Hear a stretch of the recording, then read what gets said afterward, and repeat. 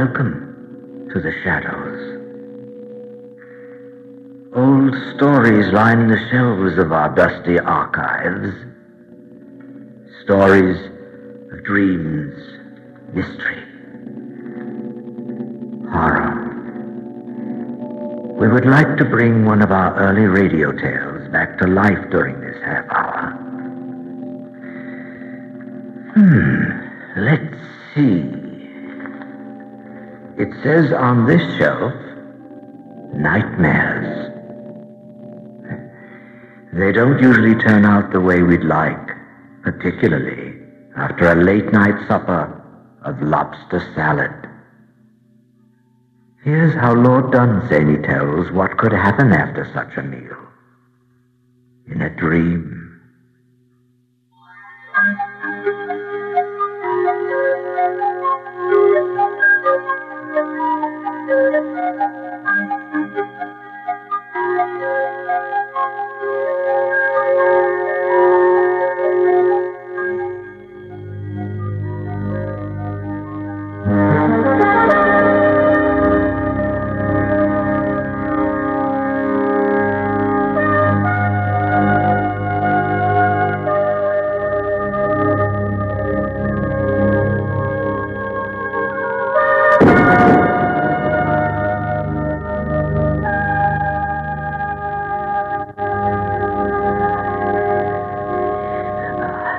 I was climbing round the perilous outside walls of the palace. Far below me lay the craggy tops of the mountains, so far below me that in the tranquil twilight and clear air of those lands I could only barely see them. I was climbing on the sheer face of the wall itself, getting what foothold I could where the boulders joined. I was in my nightshirt and leather boots, their edges somehow held in those narrow cracks. My fingers and wrists were aching, but if I stopped climbing or looked down at the fearful mountain peaks there in the twilight, it would have been fatal. It was a dream, of course, a dream. But that's beside the point. We have fallen in dreams before, but it is known that if in one of those falls you ever actually hit the ground, you die. When I looked at those menacing mountain tops, I knew well that such a fall as the one I feared must have such an end. And so I went on, holding on, stepping where I could along the side of the wall, every stone gleaming with the same white light, each chosen to match the other. But in every boulder, a different sensation. Oh, when your life depends on the edges of every stone you come to. But each rock has its different terror. It's no avail to overcome the terror of one, because the next is entirely different. Some too sharp, some too even with the wall. And those whose hold is best crumble the soonest. And then there were those things that followed behind me. So I couldn't stop. At last I came to a breach, made long ago by lightning or an earthquake or some war. I should have had to go down 1,000 feet to get round it. And they would reach me first, the apes, those things that had tigerish teeth and were born and bred on that wall. It was time to drop and be done with it. Or stop and await those creatures.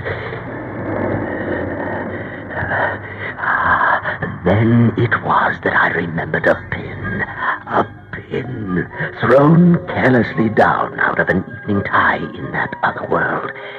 And now lying there, if no evil chance had removed it, on a chest by my bed. The apes were very close and hurrying because they knew my fingers were slipping, and the cruel peaks of those infernal mountains seemed surer of me than even the apes. The pin, yes, the pin. I reached out with a desperate effort to where the pin lay on the chest. I reached and groped about for it.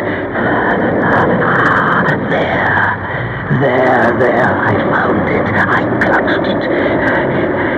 And just as the apes reached me, I ran it through my arm.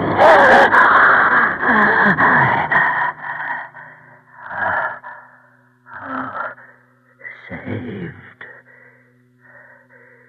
Oh, saved. Saved.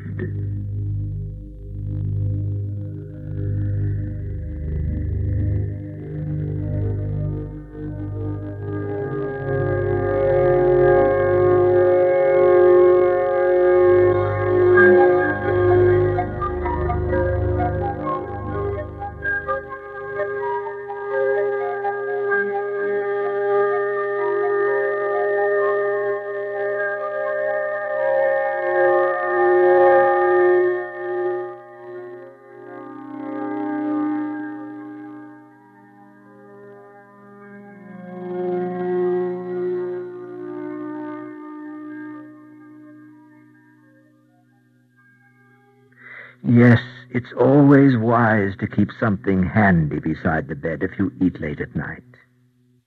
Lord Dunsany wrote the story about lobster salad, and Eric Bowersfeld kept close to the text. All the music and special effect was composed and performed just recently by Ken Heller. Now, going farther back in time, here is another story by Lord Dunsany committed to tape, about a gentleman who wanted something magical out of life. But the price. Let's listen to The Witch of the Willows.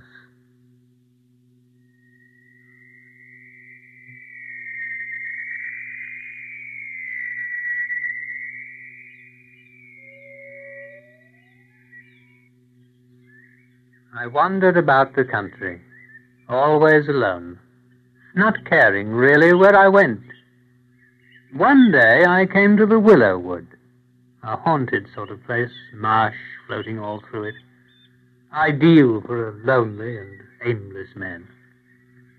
I was tired of ordinary things and ordinary people, what they said and did, the everyday things, everything lacking in wonder, surprise, magic, mystery.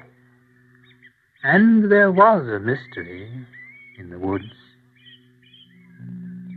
The sun had begun to set, and the mystery was settling among the willows. Oddly enough, as I wandered deeper and deeper among the trees, the mystery didn't recede. Not a spell seemed lifted, but that ominous and immense threat of magic became overpowering. Suddenly, an old woman in a black cloak and a high black hat, carrying a black stick, she came towards me, and that mystery, that unaccountable thing that has been called magic, that was haunting the willows, moved with her as she came. She approached quickly, paying no attention to me until we were almost facing. Then a quick glance of her eyes, all magic and wonder in her ugliness. I fumbled for something to say. Is there no way out of these marshes? No, there is no way out. I stood a while and gazed, fascinated by the mystery of her. She leaned her hands upon the stick and gazed at me. Grey ringlets hanging down from under her hat. Oh, what has come over these marshes? Sunset and witchcraft. What does the witchcraft portend? Who knows that? Not even the witches know that. And why do they make witchcrafts? enchanting a place like this till one can hardly tell if one is still on earth. If there's a warning put on a place, it's for folks to heed the warning, not to go bothering those that have other things to do with the way and the why and the wherefore. A warning's a warning, and that's all there is to it. Well, the sun has set, and I think I'll take that warning. Huh? Do as you will. Now, if I come back, should I ever see you here? You might come for weeks and never find me. And then one day I'd be here. Then I'll come again. I'll come again.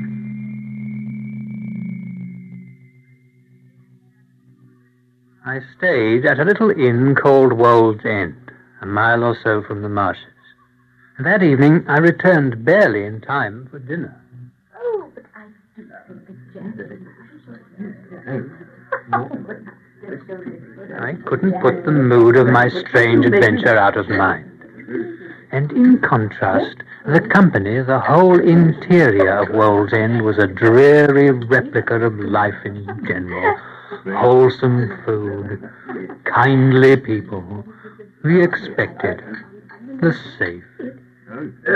You haven't forgotten our cribbage this evening, Mr. Jorkin? No, Colonel Haverson, but I'm a little tired, I'm afraid. Oh, Mrs. Norris says you have been exploring the Willow Wood this evening. Yes. Take care of the marshes there. They're dangerous, you know, dangerous, but a good place for grouse. In season, of course. Later I stood at my window and looked down toward the woods.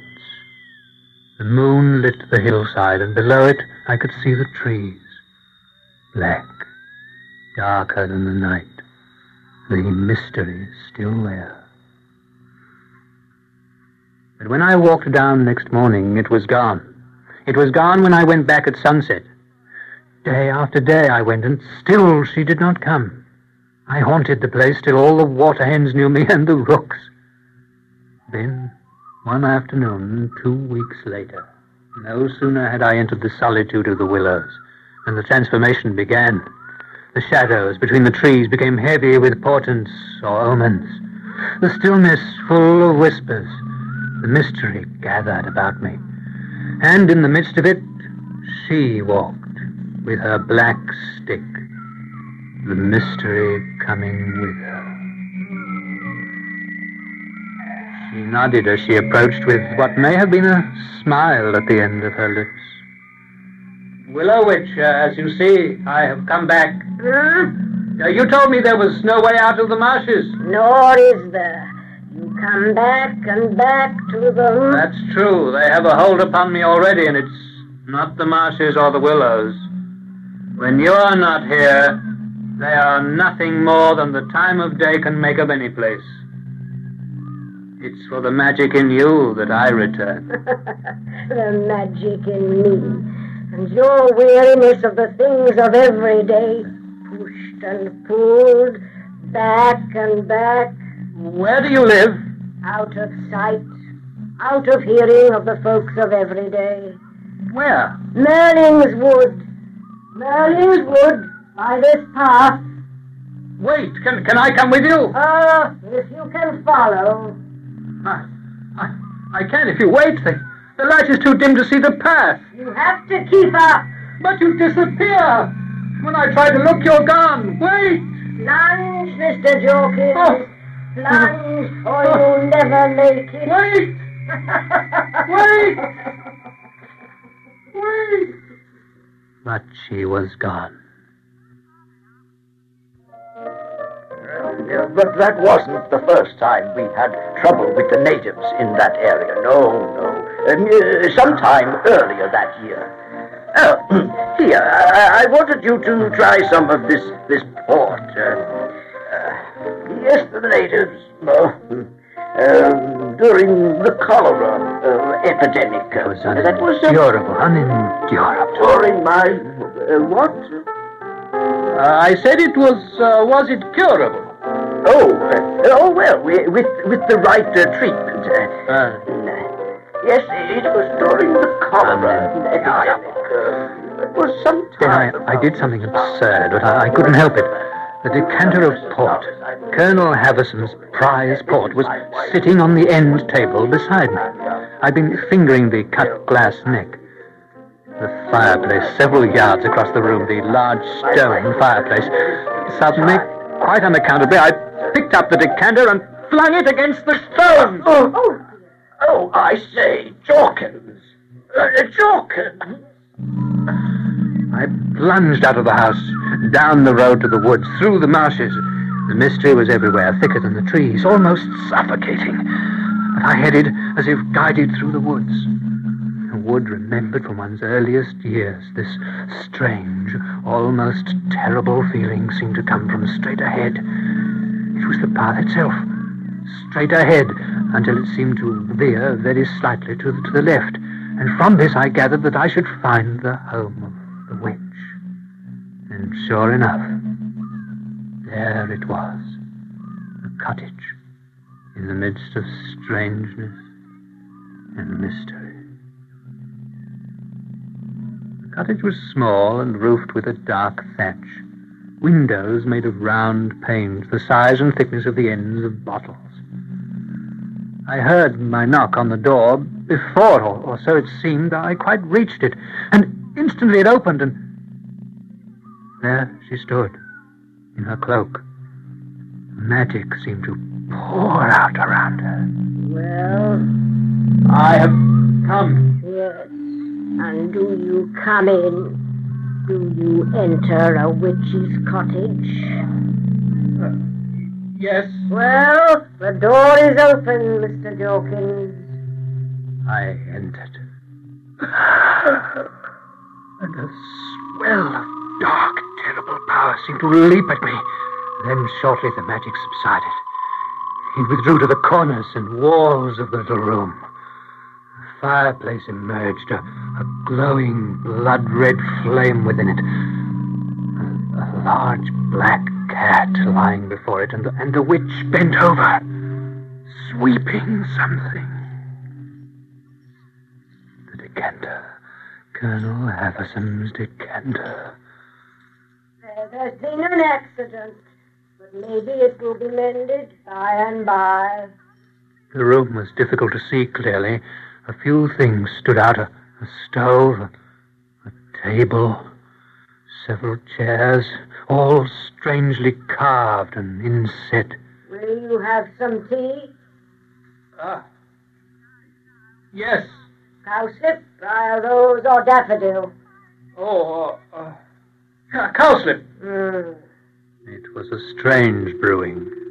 She boiled water in a great kettle over the fire, then threw handfuls of withered dry cowslip blooms into her teapot and added a sprinkling of herbs. She filled with it 2 earthenware cups, glazed green on the outside, and instead of milk, she poured honey. All the while, her cat watched us from the fireplace. We sat watching the fire, drinking the strange tea. As the shapes of the coals changed, she peered more and more intently. It seemed as though events were passing before us through the deeps of the fire. Trouble coming to the world. What trouble? All going the wrong way. Losing hold. Where do we want to go? Where should we? That's the affair of witches. Do you know? He knows. The old cat. The dark one. He doesn't run to town. He doesn't plan or worry. He knows what is coming, dark one. Winter, spring, nothing can hasten it. Nothing will stop it, Do you care about the world? Witches, we are abandoned and sought.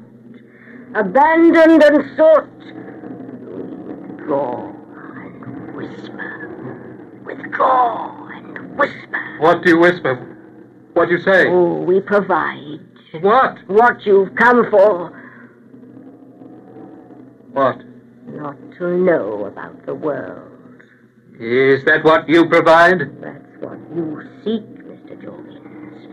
You do not find the things of every day in my cottage, yet you come back and back. Mystery. Magic. The ends of your world, Mr. Jorkins. Beyond. Will I find it here? Will you help me?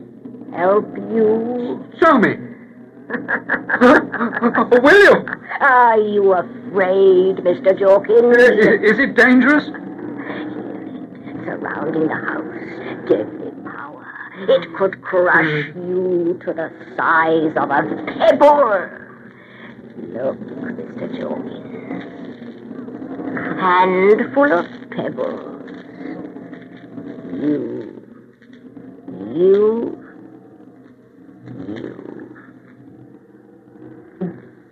Why is it dangerous? Why and wherefore? How and where to? Stakes and witches' gallows. Is there a test? A price? A wall, a blade, a fire, the things of every day, Mr. Jorkins. I'm not here to help you. What danger then? What am I to do? Look into the fire. Fire? It isn't a fire. Listen. Oh, it isn't a wind. Pet my dark one. Pet my dark one. No. See me, Mr. Jorkins. Could you ever love an old woman like me?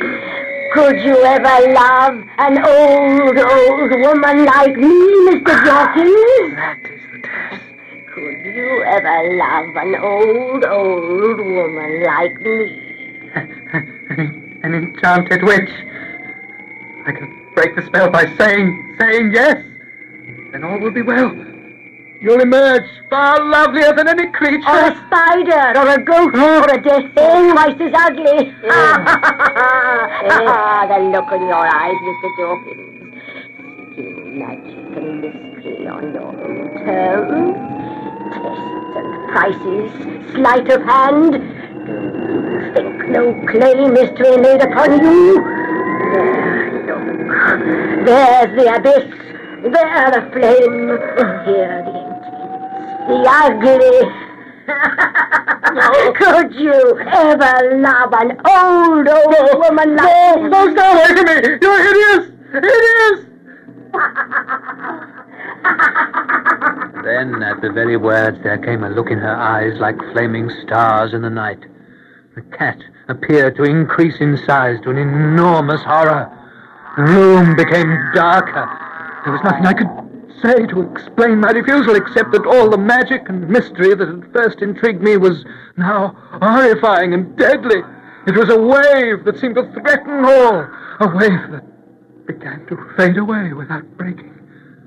I had rushed out of the cottage, but had not gone many yards from the angry witch when her house and the whole forest became, section by section, disenchanted.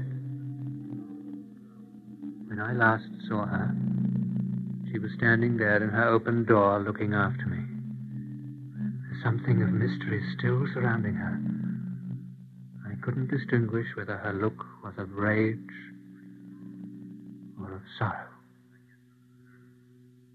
And as she and her cottage passed out of sight, I saw the last of magic that I shall ever see.